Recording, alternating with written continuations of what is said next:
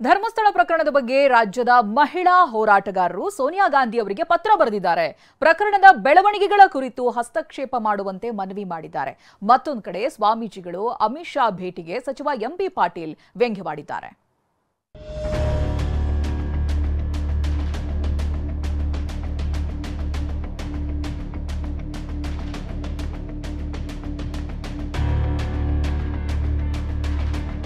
ಧರ್ಮಸ್ಥಳ ಪ್ರಕರಣ ನಿನ್ನೆ BJP high command ತಲುಪಿತ್ತು. ರಾಜ್ಯದ 8 ಸ್ವಾಮೀಜಿಗಳು ಕೇಂದ್ರ ಗೃಹ ಸಚಿವ ಅಮಿತ್ ಶಾ ಭೇಟಿಯಾಗಿದ್ರು.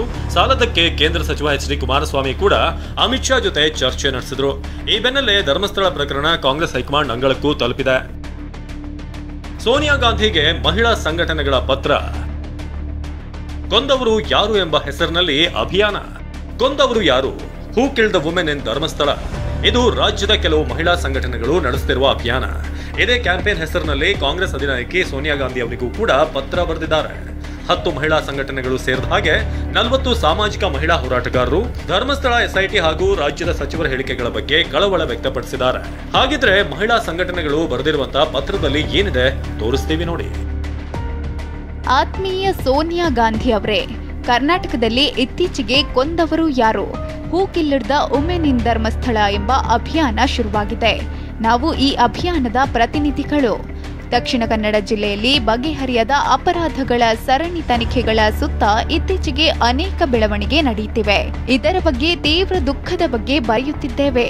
ಎಸ್ಐಟಿ ರಚನೆ ದೀರ್ಘಕಾಲದ ಆಘಾತ ಹಾಗೂ ಪ್ರಶ್ನೆಗಳಿಗೆ ಉತ್ತರ ಹುಡುಕುತ್ತದೆ.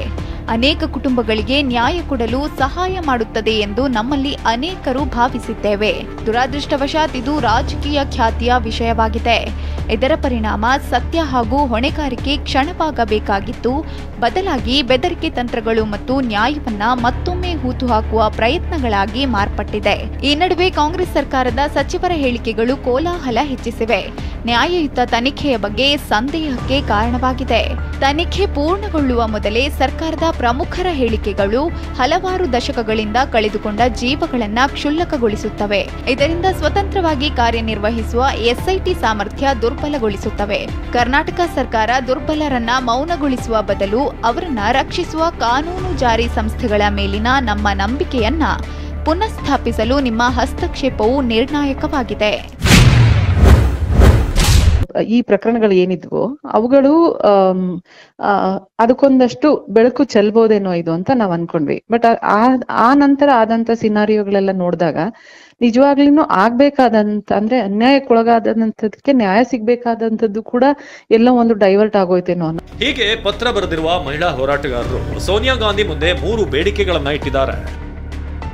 2018ರಲ್ಲಿ VS ಉಗ್ರಪ್ಪ ಸಮಿತಿ ನೀಡಿದ ವರದಿ ಪರಿಗಣಿಸಬೇಕು. ನ್ಯಾಯಸಮ್ಮತ ತನಿಖೆ ನಡೆಸೋದಕ್ಕೆ ಜನಪ್ರತಿನಿಧಿಗಳು ಸಹಕರಿಸಬೇಕು. ಸೌಜನ್ಯ ಪ್ರಕರಣದ ತನಿಖೆಯಲ್ಲಿ ಲೋಪ ಎಸಗಿದ ಅಧಿಕಾರಿಗಳನ್ನ ನ್ಯಾಯಾಲಯದ ಆದೇಶದಂತೆ ತನಿಖೆಗೆ ಒಳಪಡಿಸಬೇಕು ಎಂದು ಬೇಡಿಕೆ ಇಟ್ಟಿದ್ದಾರೆ. ಅವರು ಬಹಳ ದೊಡ್ಡ ಷಡ್ಯಂತ್ರ ನಡೆದಿದೆ. ಇದೊಂದು ದೊಡ್ಡ ಷಡ್ಯಂತ್ರ. ಇದು ನಾನು ಯಾರ್ದು ಅಂತ ನಾನು ಹೇಳುವುದಿಲ್ಲ. ಇದೊಂದು ದೊಡ್ಡ ಷಡ್ಯಂತ್ರನೇ.